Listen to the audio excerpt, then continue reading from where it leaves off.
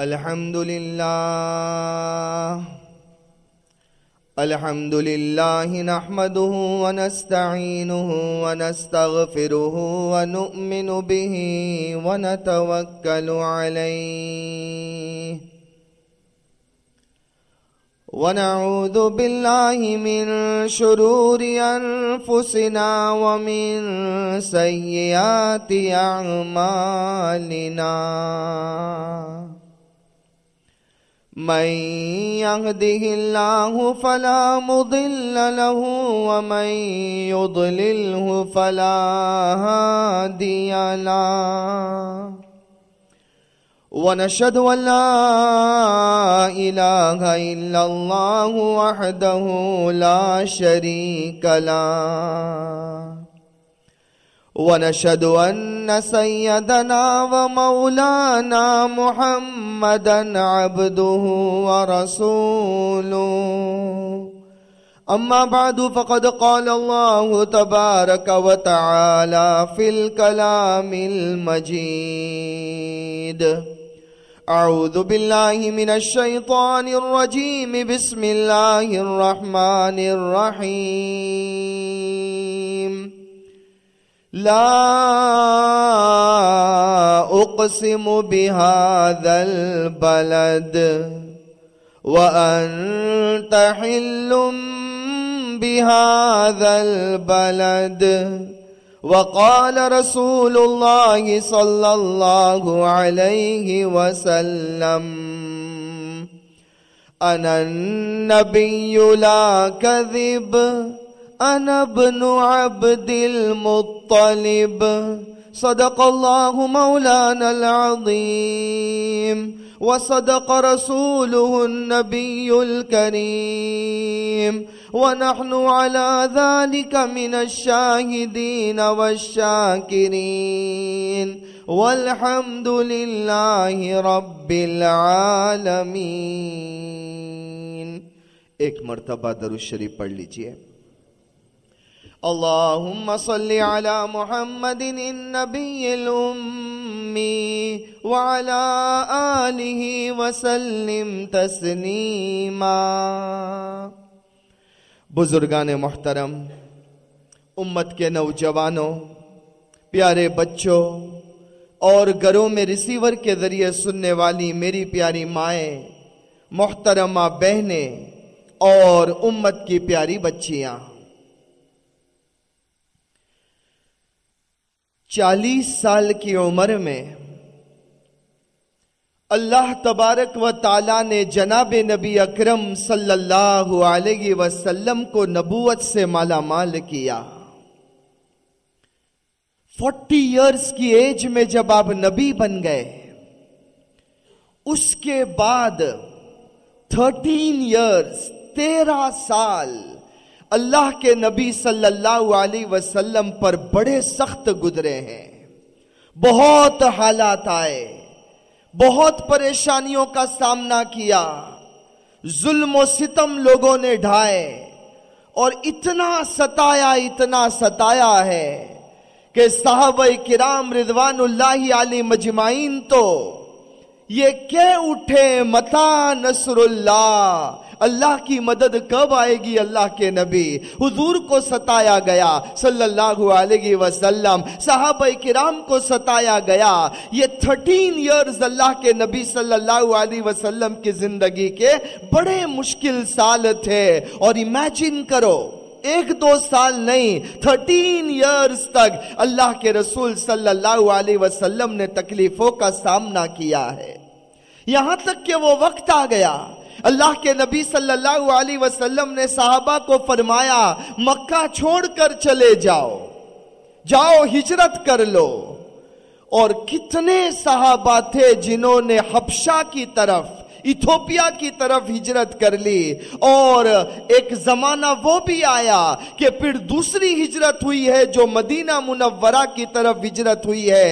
لہذا وہ صحابہ جنہوں نے 2 ہجرتیں کی، پہلے حبشہ گئے بعد میں مدینہ گئے، ان صحابہ کو ذو الہجرتین کہا جاتا ہے، 2 ہجرت والے صحابہ.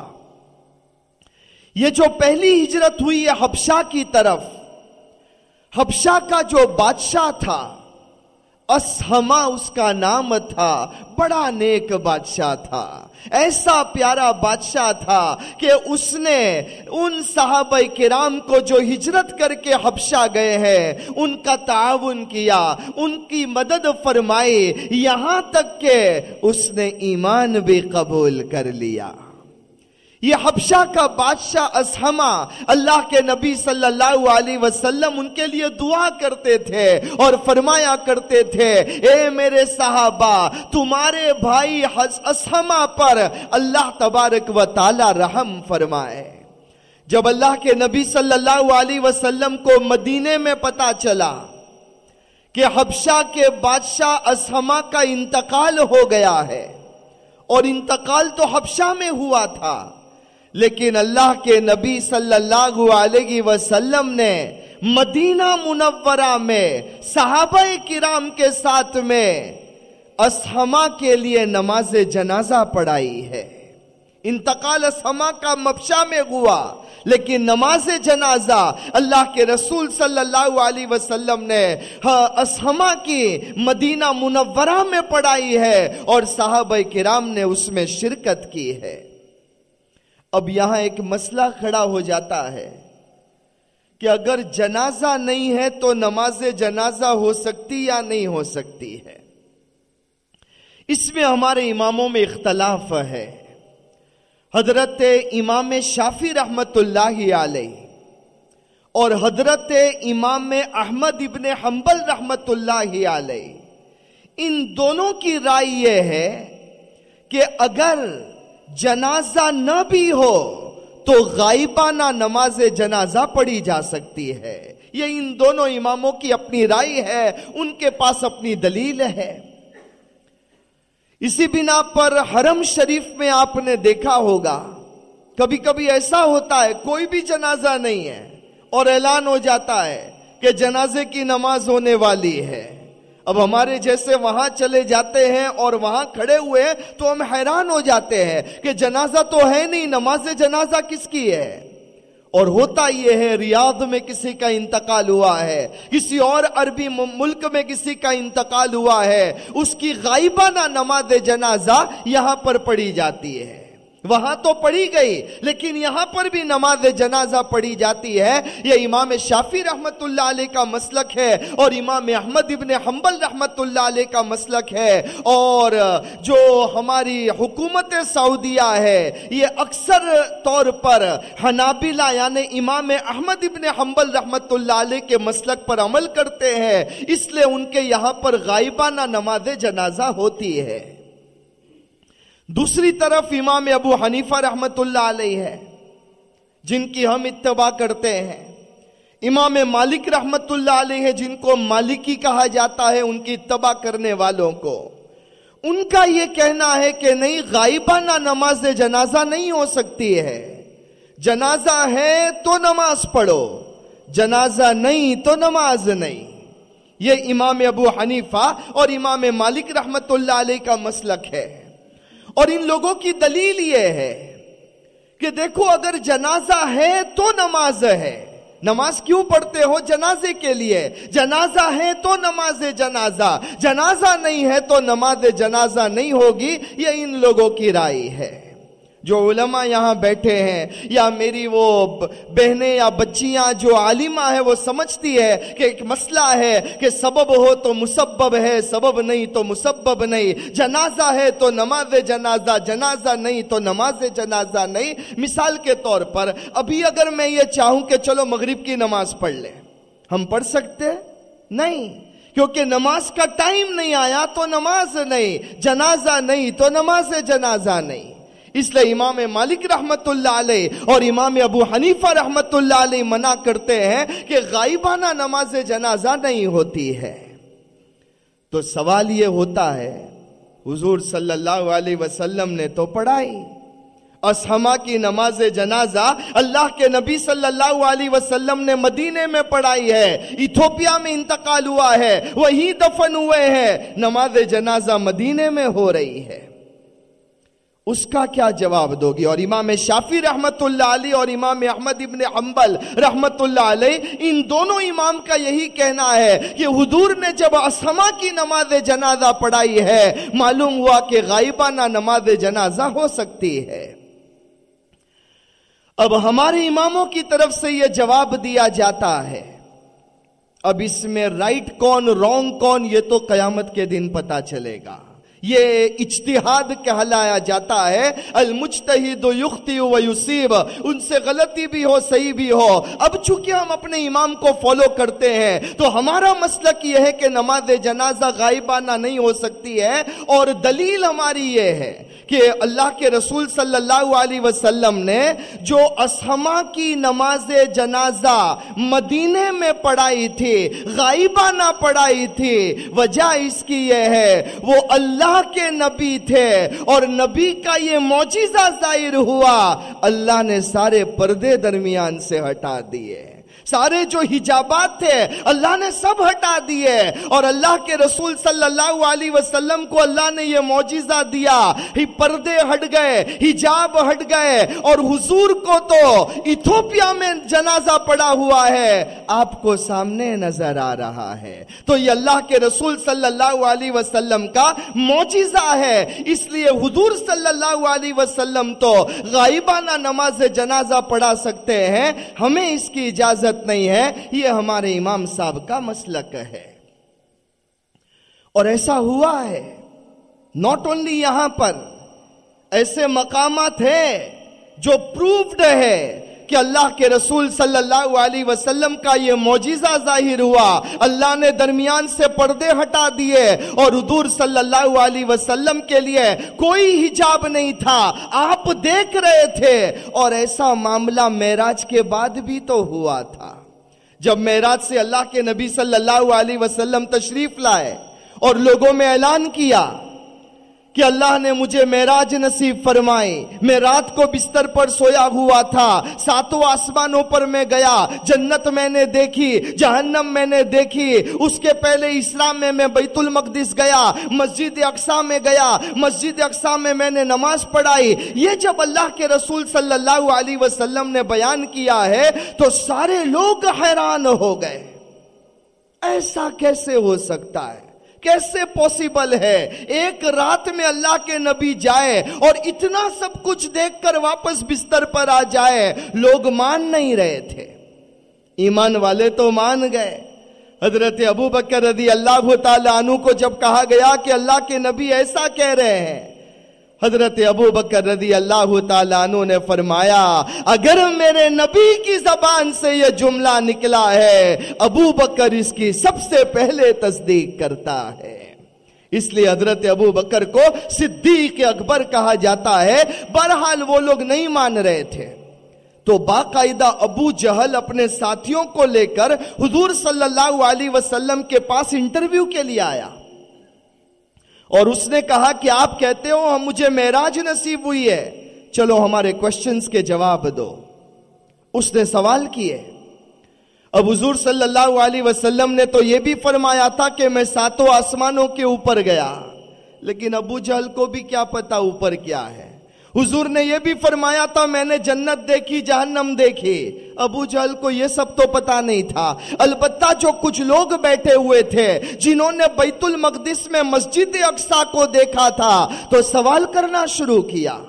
اور کیسے سوال یہ کر رہے ہیں کہ محمد کہو صلی اللہ علیہ وسلم، تم کہتے ہو نا، آپ یہ کہتے ہو کہ آپ مسجد اقصی میں گئے تھے، اچھا بتاؤ مسجد اقصی میں دروازے کتنے ہیں، ونڈوز کتنی ہیں، سٹیئرز کتنی ہیں، سیڑھیاں کتنی ہیں، یہ سب چیزوں کا سوال کرنے لگے۔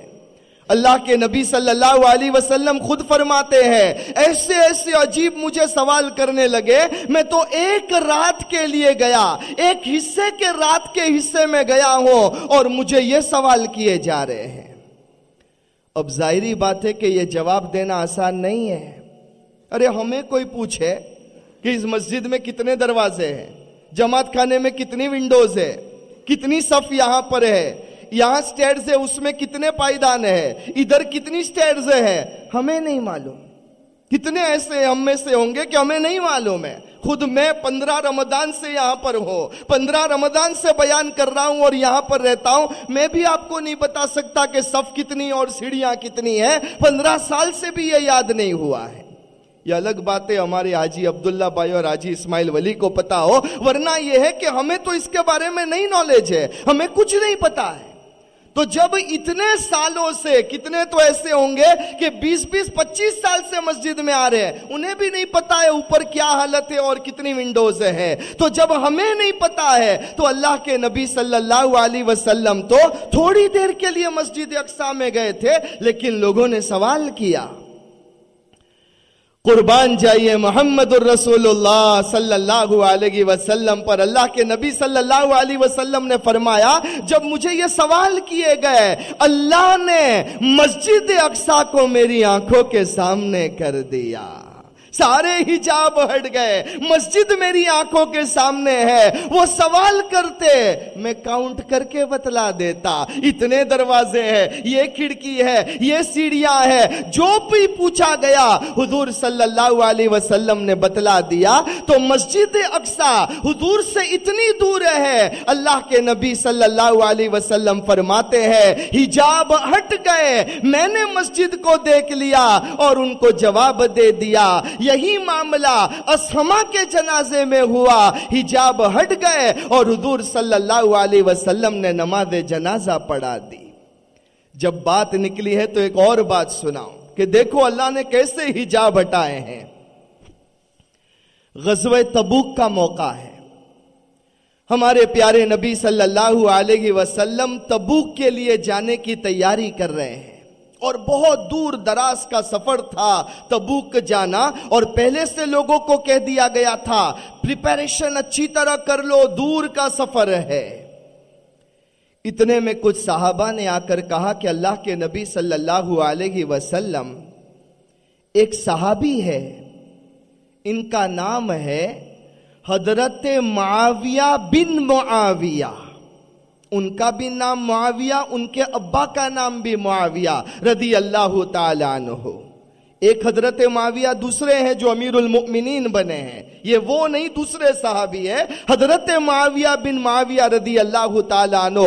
امام راضی رحمت اللہ علیہ نے اس روایت کو نقل کیا, علامہ قرطبی نے اس روایت کو نقل کیا, علامہ ثعلبی نے اس روایت کو نقل کیا, مسند ابو یعلا میں یہ روایت موجود ہے. تو اللہ کے رسول صلی اللہ علیہ وسلم کے پاس آئے اور کہا کہ معاویہ بن معاویہ بہت بیمار ہے, آپ ان کی عیادت کے لیے چلیے. اللہ کے نبی صلی اللہ علیہ وسلم عیادت کے لیے گئے, دیکھا کہ ان کی طبیعت بہت خراب ہے, دعائیں کی, اور اس کے بعد اللہ کے نبی صلی اللہ علیہ وسلم واپس آ گئے. اور پھر اب تبوک جانا تھا, تبوک کا سفر شروع ہوا. اب صحابہ کی جماعت کے ساتھ حضور صلی اللہ علیہ وسلم تبوک کے لیے روانہ ہوئے. 21 ڈیز لگے ہیں تبوک پہنچنے میں, 21 دن کا یہ سفر ہے. 21 ڈیز مکمل ہوئے, اللہ کے نبی صلی اللہ علیہ وسلم صحابہ کو لے کر تبوک پہنچ گئے ہیں. ابھی تبوک پہنچے ہیں, اتنے میں حضرت جبرائیل علیہ السلام تشریف لائے. حضرت جبرائیل علیہ السلام نے آ کر کہا کہ یا رسول اللہ صلی اللہ علیہ وسلم, مدینے میں حضرت معاویہ بن معاویہ کا انتقال ہو گیا. وہ جو بیمار تھے, آپ عیادت کے لیے گئے تھے, وہ حضرت معاویہ بن معاویہ رضی اللہ تعالیٰ عنہ کا انتقال ہو گیا ہے. اللہ کے رسول صلی اللہ علیہ وسلم نے افسوس فرمایا. حضرت جبرائیل نے فرمایا اللہ یہ فرماتے ہیں معاویہ بن معاویہ کی نماز جنازہ آپ کو پڑھانا ہے. اللہ کے نبی صلی اللہ علیہ وسلم نے فرمایا جبرائیل اتنا لمبا ڈسٹینس ہے, 21 ڈیز کا سفر کر کے ہم یہاں تبوک آئے ہیں, معاویہ بن معاویہ کا جنازہ مدینہ میں ہے, میں ان کی نماز جنازہ کیسے پڑھاؤں؟ حضرت جبرائیل علیہ السلام نے فرمایا اے اللہ کے نبی صلی اللہ علیہ وسلم, اللہ کا حکم ہے آپ کو نماز پڑھانی ہے، کیسے پڑھانی ہے آپ اس کی فکر نہ کریں۔ روایت میں منقول حضرت جبرائیل علیہ السلام نے اس وقت زمین پر اپنا پر مارا ہے، اپنی ونگز میں کو زمین پر مارا ہے۔ روایت میں منقول ہے جتنے درخت تھے، جو زمین تھی، سب نیچے ہو گئے، اور سامنے مدینہ میں حضرت معاویہ کا جنازہ نظر آنے لگا۔ ہمارے پیارے نبی صلی اللہ علیہ وسلم کے سامنے جنازہ آ گیا، وہ زمین، وہ درخت سب نیچے چلے گئے، اور بالکل سامنے جنازہ نظر آ رہا ہے۔ اللہ کے نبی صلی اللہ علیہ وسلم نے صحابہ کو فرمایا، اے میرے صحابہ صف میں کھڑے ہو جاؤ، حضرت معاویہ کی نماز جنازہ پڑھانی ہے۔ سارے صحابہ جمع ہو گئے۔ اللہ کے نبی صلی اللہ علیہ وسلم نے فرمایا، صفیں بنانا شروع کرو اور اگلی دو صف کو خالی رکھنا۔ فرسٹ 2 لائنز میں کوئی نہیں کھڑے ہوگا، بعد میں صف بناؤ۔ حضرت صدیق اکبر رضی اللہ تعالیٰ عنہ نے پوچھا، اللہ کے نبی صلی اللہ علیہ وسلم کیا بات ہے، ان 2 صفوں کو کیوں خالی رکھا گیا ہے؟ اللہ کے رسول صلی اللہ علیہ وسلم نے فرمایا کہ جبرائیل علیہ السلام نے مجھے بتلایا، اللہ یہ کہتے ہیں کہ یہ اگلی 2 صفوں کو خالی رکھنا، سارے فرشتے معاویہ کی نماز جنازہ پڑھنے آ رہے ہیں، اور ایک ایک صف میں 70,000 فرشتے ہوں گے، اور یہ فرشتے حضرت معاویہ کی نماز جنازہ پڑھیں گے۔ بہرحال اللہ کے رسول صلی اللہ علیہ وسلم نے حضرت معاویہ بن معاویہ رضی اللہ تعالیٰ عنہ کی نماز جنازہ پڑھائی ہے۔ نماز ختم ہو گئی، ادھر نماز سے فارغ ہوئے، حضرت جبرائیل علیہ السلام نے اپنے پر کو زمین پر مارا ہے، پھر سے وہ جنازہ نظروں سے دور ہو گیا، وہ درخت اور زمین اپنی جگہ پر آ گئے۔ تو حجاب دور ہوئے ہیں ہمارے پیارے نبی صلی اللہ علیہ وسلم کے لیے۔ ایک صحابی نے پوچھا، اللہ کے نبی صلی اللہ علیہ وسلم آج بڑا عجیب معاملہ پیش آیا۔ تو اللہ کے نبی صلی اللہ علیہ وسلم نے حضرت جبرائیل علیہ السلام سے پوچھا، جبرائیل، اس معاویہ بن معاویہ رضی اللہ تعالیٰ عنہ کا ایسا کون سا عمل تھا، وہ کیا عمل کرتے تھے کہ جس کی بنا پر اللہ یہ شان نصیب کرتا ہے کہ وہ مدینے میں ہے اور حجاب دور کیے جاتے ہیں، نماز جنازہ ہوتی ہے، فرشتوں کی حاضری ہوتی ہے، آخر ان کا عمل کون سا تھا؟ حضرت جبرائیل علیہ السلام نے فرمایا، اللہ کے نبی صلی اللہ علیہ وسلم، حضرت معاویہ بن معاویہ رضی اللہ تعالیٰ عنہ کا ایک بڑا عجیب عمل ہے۔ عمل ان کا یہ ہے کہ جب بھی وہ کوئی کام کرتے تھے، کسی کام کو شروع کرتے تھے، کوئی بھی عمل کرتے، کسی بھی طریقے کا کام کرتے، کام سے پہلے قل هو اللہ احد کی تلاوت کر لیا کرتے تھے۔ یہ سورہ اخلاص کی تلاوت کی برکت ہے کہ جس کی بنا پر اللہ تبارک و تعالی نے انہیں یہ مقام نصیب فرمایا۔ ہم بھی اس کا اہتمام کریں میرے بھائیوں، بلکہ بڑی پیاری روایت سناؤ۔ حضرت علی رضی اللہ تعالیٰ عنہ روایت کرتے ہیں، کنز العمال میں روایت موجود ہے، اللہ کے نبی صلی اللہ علیہ وسلم نے فرمایا کہ جو ایمان والا روزانہ صبح میں 10 ٹائمز فجر کی نماز کے بعد 10 مرتبہ سورہ اخلاص کی قل هو اللہ احد کی تلاوت کرتا ہے، اللہ تبارک و تعالی فرشتوں کو حکم دیتے ہیں، اس کے آگے رہو، پیچھے رہو، دائیں رہو، بائیں رہو، اور شیطان کو اس سے دور کر دو، اور دن بھر اس کی حفاظت کرتے رہو۔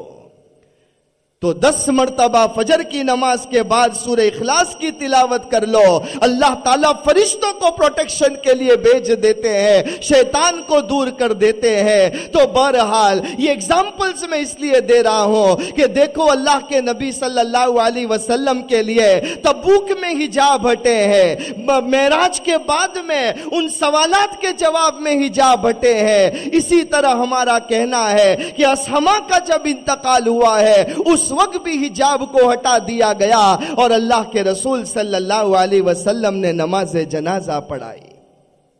बहरहाल तो बात यह चल रही थी कि मक्का मुकर्रमा में 13 इयर्स तक बड़ी मशक्कतें उठाई है साहबा किराम रिदवानुल्लाहि अलैहिम अजमाइन ने, और उसके बाद में हबशा गए और दूसरी हिजरत हुई है मदीना मुनव्वरा के। और उस वक्त अल्लाह के नबी सल्लल्लाहु अलैहि वसल्लम को भी एक दिन ये कह दिया गया, ए अल्लाह के रसूल सल्लल्लाहु अलैहि वसल्लम, आपका भी हिजरत का वक्त आ गया है, आप भी हिजरत फरमाइए। अल्लाह के नबी सल्लल्लाहु अलैहि वसल्लम हिजरत के लिए तैयार हो गए और एक दोपहर को सख्त गर्मी है, हुक्म आ गया है, दोपहर का वक्त है, सख्त गर्मी है, बिल्कुल धूप तेज है। सर पर कपड़ा डालकर अल्लाह के नबी सल्लल्लाहु अलैहि वसल्लम हजरत अबू बकर रज़ी अल्लाह ताला अन्हु के घर पर गए। हजरत अबू बकर रज़ी अल्लाह ताला अन्हु का घर, अल्लाह के रसूल सल्लल्लाहु अलैहि वसल्लम गए और जाकर दरवाजा नॉक किया। आप में से जो हज और उम्रे के लिए गए हैं, मैं आपको बताऊं हजरत अबू बकर रज़ी अल्लाह ताला अन्हु का घर कहां था। जो हज और उम्रे के लिए गए हुए हैं उन्होंने देखा होगा कि बाब फहद और बाब अब्दुल अजीज है। बाब अब्दुल अजीज से आप सीधे चलो तो उसको मिसफला कहा जाता है, वो मिसफला का रास्ता है। वहां से जब आप आगे जाओ तो वहां एक मस्जिद है जिसका नाम ही है मस्जिद अबू बकर। यहीं पर हजरत अबू बकर रज़ी अल्लाह ताला अन्हु का घर था और अल्लाह के नबी सल्लल्लाहु अलैहि वसल्लम का घर ऑपोजिट डायरेक्शन में था। जो शामिया का मोहल्ला है, किसी जमाने में पहले छपरा बाजार हुआ करते थे, अभी तो वो बाजार खत्म हो गई, उस इलाके में अल्लाह के नबी सल्लल्लाहु अलैहि वसल्लम का घर था। तो अल्लाह के रसूल सल्लल्लाहु अलैहि वसल्लम हजरत अबू बकर रज़ी अल्लाह ताला अन्हु के घर पर गए। दोपहर का वक्त है, सख्त गर्मी है, दरवाजा नॉक किया। हजरत अबू बकर रज़ी अल्लाह ताला अन्हु ने दरवाजा खोला। हुजूर सल्लल्लाहु अलैहि वसल्लम ने फरमाया, अगर तुम्हारे घर में कोई हो तो उसे बाहर निकाल दो। अगर कोई तुम्हारे घर में बाहर का आदमी हो तो उसे बाहर निकालो, मुझे जरूरी बात करनी है। हजरत सिद्दीक अकबर रज़ी अल्लाह ताला अन्हु ने फरमाया, अल्लाह के नबी सल्लल्लाहु अलैहि वसल्लम, कोई मेहमान घर में नहीं है, मेरी वाइफ उम्मे रुमान है, मेरी दोनों बेटियां आयशा और अस्मा है, उसके अलावा कोई भी नहीं है। अल्लाह के नबी सल्लल्लाहु अलैहि वसल्लम अंदर घर में तशरीफ ले गए और फरमाया, अबू बकर, वक्त आ गया है हिजरत करने का और अल्लाह तबारक व ताला ने मुझे हुक्म दिया है कि अब मुझे मक्का छोड़ देना है और मदीने की तरफ हिजरत करना है, मुझे हिजरत का हुक्म मिल गया है। सिद्दीक अकबर रज़ी अल्लाह ताला अन्हु ने पूछा, मेरा क्या? अल्लाह के रसूल सल्लल्लाहु अलैहि वसल्लम ने फरमाया, अरे अबू बकर, तुम तो मेरे रफीक सफर हो, तुम्हें मेरे साथ में चलना है, हम साथ में हिजरत करेंगे। हजरत अबू बकर रज़ी अल्लाह ताला अन्हु बहुत खुश हो गए और फरमाया, अल्लाह के नबी सल्लल्लाहु अलैहि वसल्लम, मुझे यकीन था कि हुक्म हिजरत का आने वाला है, आपकी बातों से मुझे अंदाजा हो गया था और मैंने तो प्रिपरेशन भी शुरू कर दिया था। और ये अल्लाह के नबी सल्लल्लाहु अलैहि वसल्लम, अब मैं आपको बतलाऊं, मैंने हिजरत की सारी तैयारी कर ली है, यहां तक कि मैंने 2 ऊंटनी भी तैयार कर दी है, एक आपकी और एक मेरी। अल्लाह के नबी सल्लल्लाहु अलैहि वसल्लम बहुत खुश हुए और फरमाया कि ये ऊंटनी जो तुमने मेरे लिए ली है वो कितने की है? हजरत अबू बकर रज़ी अल्लाह ताला अन्हु ने फरमाया, अल्लाह के नबी सल्लल्लाहु अलैहि वसल्लम, 400 दिरहम की ऊँटनी है, लेकिन मुझे पैसे नहीं चाहिए, ये मेरी तरफ से आपको हदिया है, मैं पैसे नहीं लूंगा। अल्लाह के नबी सल्लल्लाहु अलैहि वसल्लम ने फरमाया, नहीं अबू बकर, मैं हिजरत का इतना बड़ा अमल करने जा रहा हूं, मैं ये चाहता हूं इसका पैसा मैं खुद अदा करूं। اپنے خرچ سے میں جاؤں. اور اللہ کے رسول صلی اللہ علیہ وسلم نے 400 درہم ابو بکر کو ادا کیے اور پھر آپ صلی اللہ علیہ وسلم نے اسی اونٹنی پر سوار ہو کر، ابو بکر نے اپنی اونٹنی پر سوار ہو کر ہجرت فرمائی ہے. دیکھو ہدیہ لینے میں کوئی حرج نہیں ہے، لیکن اللہ کے نبی صلی اللہ علیہ وسلم نے ایسے تو کئی مرتبہ حضرت ابو بکر رضی اللہ تعالیٰ عنہ کا ہدیہ قبول کیا ہے، لیکن اس وقت آپ کے ذہن میں یہ تھا کہ میں ہجرت کا عمل کرنے جا رہا ہوں اور اس میں اپنی جان مال کی قربانی دو. اس بنا پر اللہ کے رسول صلی اللہ علیہ وسلم نے خود رقم کو ادا کیا. ایسا ہی ہوا تھا جب مسجد نبوی کے پلاٹ کو خریدنا تھا. مسجد نبوی کا جب پلاٹ سلیکٹ کیا گیا، وہ زمین سلیکٹ کی گئی، پوچھا گیا کس کی زمین ہے؟ پتا چلا 2 چھوٹے یتیم بچے ہیں، سہل اور سہیل، ان کی یہ زمین ہے. ان کا جو والی تھا زرارہ بن ربی، وہ آیا، وہ کہنے لگا جب پتا چلا کہ مسجد نبوی کے لیے زمین لینی ہے، کہ اللہ کے نبی صلی اللہ علیہ وسلم میں ان کا ولی ہوں اور میں ہدیتاً یہ زمین دیتا ہوں، اللہ کا گھر بنانا ہے، میری طرف سے ہدیہ قبول کر لو. اللہ کے نبی صلی اللہ علیہ وسلم نے منع فرمایا کہ ٹھیک ہے تم ولی ہو، یہ یتیم بچوں کی زمین ہے، ہم اس کی قیمت دیں گے. اور 10 گولڈ کوئنز، 10 دینار اس کی قیمت طے ہوئی ہے اور حضرت ابو بکر رضی اللہ تعالیٰ عنہ نے اسے ادا کیا. حضور صلی اللہ علیہ وسلم نے اس زمین کی قیمت دے کر یہ بتلا دیا، ورنہ ایمان والے بعد میں یہ سمجھتے ہیں کہ مسجد جب بھی بنانی ہو تو کہیں بھی مفت زمین پر مسجد گاڑ دو. اس لیے سمجھایا گیا کہ نہیں، زمین کو حضور نے خریدا اور یہ بھی بتلایا کہ اگر یتیموں کی زمین ہو، یتیموں کا مال ہو تو یتیموں کے مال میں خیال کرنا کہیں تم سے خیانت نہ ہو جائے. قرآن کریم نے فرمایا ان الذین یأکلون اموال الیتامی ظلما، کہ جو لوگ یتیموں کے مال کو ظلمن کھاتے ہیں. ان الذین، کیا آیت ہے؟ ان الذین یاکلون اموال الیتامی ظلما انما یاکلون فی بطونہم نارا، کہ جو یتیموں کا مال ظلمن کھاتے ہیں وہ اپنے پیٹ کے اندر آگ کھا رہے ہیں. یہ قرآن کریم نے بیان کیا. بہرحال اللہ کے رسول صلی اللہ علیہ وسلم نے وہ قیمت کو ادا کیا، اونٹنی کی قیمت کو ادا کیا اور پھر ہجرت فرمائی ہے. اور ہجرت فرمانے کے بعد مدینہ منورہ پہنچے. اب آپ صلی اللہ علیہ وسلم کی جو مدینہ کی زندگی ہے اس میں بھی شروع کے 7 سال بڑے آزمائش والے تھے.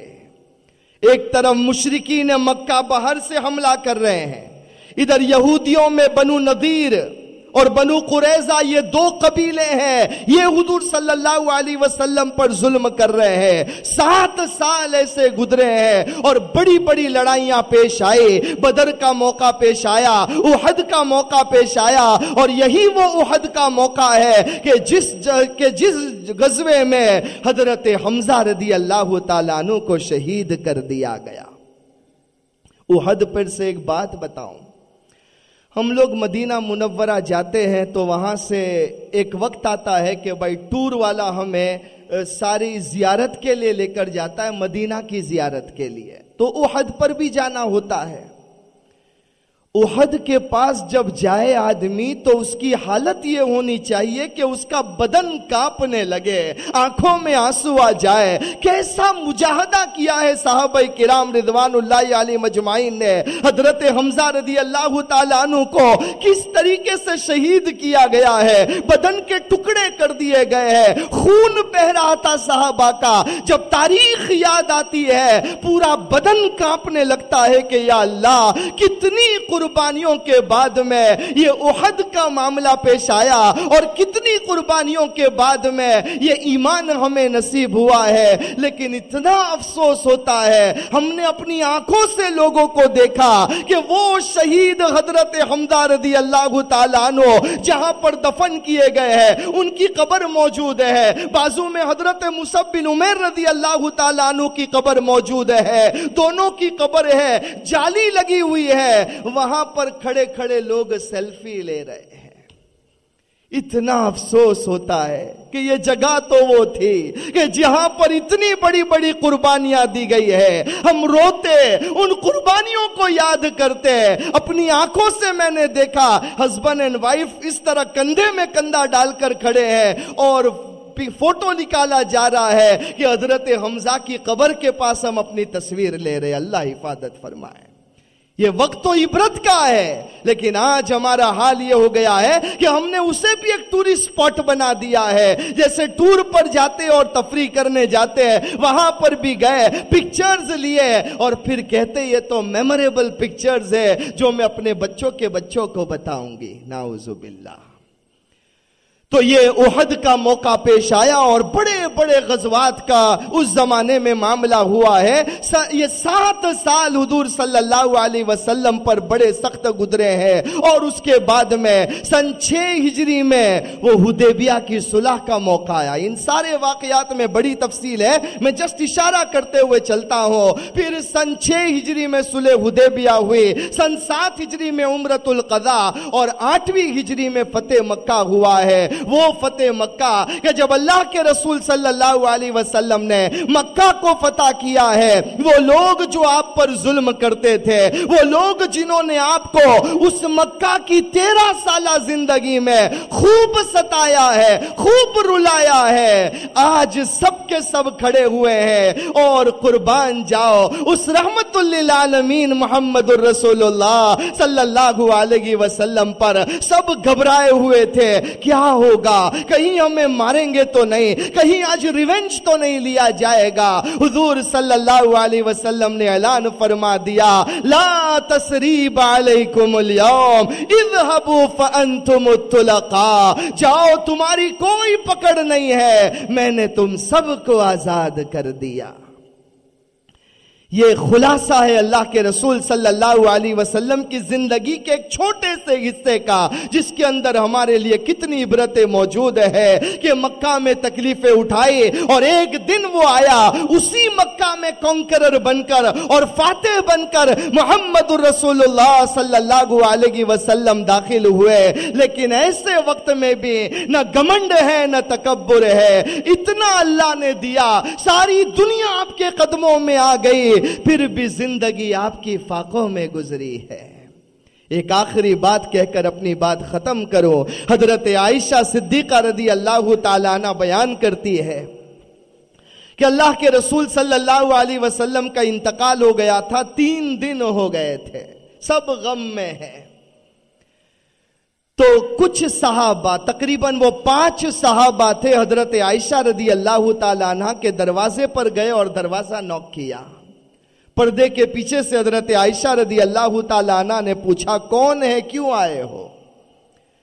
इन साहबा ने कहा कि अम्मी जान, जब से अल्लाह के नबी सल्लल्लाहु अलैहि वसल्लम दुनिया से चले गए हैं, कुछ अच्छा नहीं लगता है, याद आती है उस प्यारे नबी की, खाना अच्छा नहीं लगता है, रात को नींद नहीं आती है, बार बार अल्लाह के नबी की याद आती है। ए अम्मी जान, हमें हुजूर की जिंदगी का कोई ऐसा प्यारा वाकया बता दो कि हमारे दिलों को तसल्ली हो जाए, कोई ऐसी बात बता दो जो हमें पता न हो। हजरत आयशा रदी अल्लाह ताला अन्हा ने फरमाया कि अल्लाह के रसूल सल्लल्लाहु अलैहि वसल्लम की जिंदगी की हर घड़ी ऐसी थी कि जो मुबारक थी। अलबत्ता एक बात मैं तुम्हें बतलाऊं कि हुजूर मेरे साथ में रहते थे, 3 महीने ऐसे गुजरे हैं, 3 महीने गुजर जाते थे, अल्लाह के नबी को पेट भरकर खाना नहीं मिलता था। 3 महीने गुजर गए, पेट भरकर खाना नहीं खाया है, फाके की वजह से चेहरा पड़ जाता था। लेकिन मैंने अपनी आंखों से देखा है कि अल्लाह के नबी सल्लल्लाहु अलैहि वसल्लम भूखे होते थे, फाके की हालत में होते, लेकिन जब घर से निकलते बतकल्लुफ अपना चेहरा अच्छा कर लेते कि किसी को यह पता न चल जाए कि अल्लाह के नबी ने आज खाना नहीं खाया है। آج حضور صلی اللہ علیہ وسلم فاقے کی حالت میں ہے، کسی کو پتا نہ چلے، اس لیے ایسے لوگوں میں رہتے تھے کہ کسی کو آپ کی بھوک کا اندازہ نہ ہو۔ ان صحابہ نے جب یہ سنا دھاڑے مار مار کر رونے لگے اور فرمایا امی جان آپ ہمیں بتا دیتے، ہم بھوکے رہتے، اپنا سارا کھانا نبی کے قدموں میں ڈال دیتے، لیکن حضور کو بھوکا کا بھوکا رہنا ہم گوارا نہ کرتے۔ اس وقت حضرت عائشہ رضی اللہ تعالیٰ عنہ نے فرمایا، اللہ کے نبی صلی اللہ علیہ وسلم نے فرمایا تھا عائشہ یہ جو میں بھوکا رہتا ہوں یہ ایک راز ہے، اس راز کو لوگوں کو کبھی مت بتانا۔ اور اللہ کے نبی صلی اللہ علیہ وسلم جب رات میں بھوک کی وجہ سے کروٹوں پر کروٹیں بدلتے، آپ کو نیند نہیں آتی، میں پوچھتی اللہ کے نبی صلی اللہ علیہ وسلم کب تک ان حالات کا آپ سامنا کریں گے؟ تو اللہ کے نبی جواب دیتے، اے عائشہ جب میں بھوکا رہتا ہوں اللہ کی رحمت میرے اوپر اترتی ہے، اور اسی رحمت کے صدقے میں اللہ میری امت کو معاف کر دے گا۔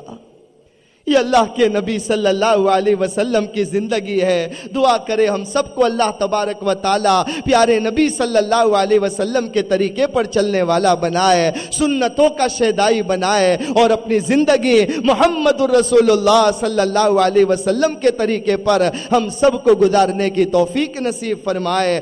آمین یا رب العالمین۔ وآخر دعوانا الحمد للہ رب العالمین۔